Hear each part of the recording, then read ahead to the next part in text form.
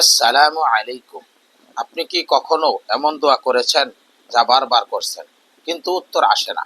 মন ভেঙে গেছে, ভাবছেন আল্লাহ তাআলা কি আমার দোয়া শুনেন না? এই আমলটি তাদের জন্য যাদের অন্তর অপেক্ষায় ক্লান্ত হয়ে পড়েছে।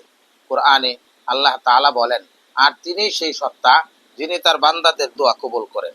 সূরা আশ-শূরা আয়াত ২৬। এই আয়াতের ব্যাখ্যায় উলামায়ে কেরাম বলেন, যখন বান্দা দোয়ার আগে আল্লাহর প্রশংসা ও দুরূদ পাঠ করে আর সূরা আশ-শূরার এই আয়াতটি পড়ে, আয়াতটি হলো ওয়াস্তাজিবুল্লাযীনা আমানু ওয়া আমিলুস সালিহাত ওয়া ইয়াজিদুহুম মিন ফাদলিহি ওয়াল কাফিরুনা লাহুম আযাবুন শাদীদ। আবার বলছি, ওয়াস্তাজিবুল্লাযীনা আমানু ওয়া আমিলুস সালিহাত ওয়া ইয়াজিদুহুম মিন ফাদলিহি ওয়াল কাফিরুনা লাহুম আযাবুন শাদীদ। তিনবার পরে দোয়া করে, তখন সেই দোয়া দ্রুত আসমানের দরজা ছুঁয়ে ফেলে ইনশাআল্লাহ। আমলটি কিভাবে করবেন?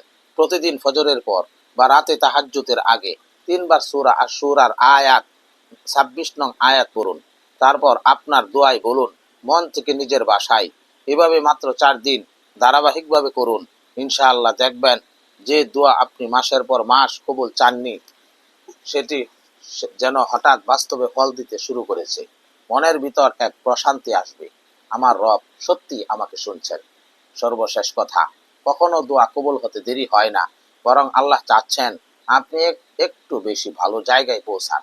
এই আমলটা শুরু করুন আজ রাত থেকেই, হয়তো আপনার দোয়া আকাশ ছুঁয়ে ফেলবে ইনশাআল্লাহ।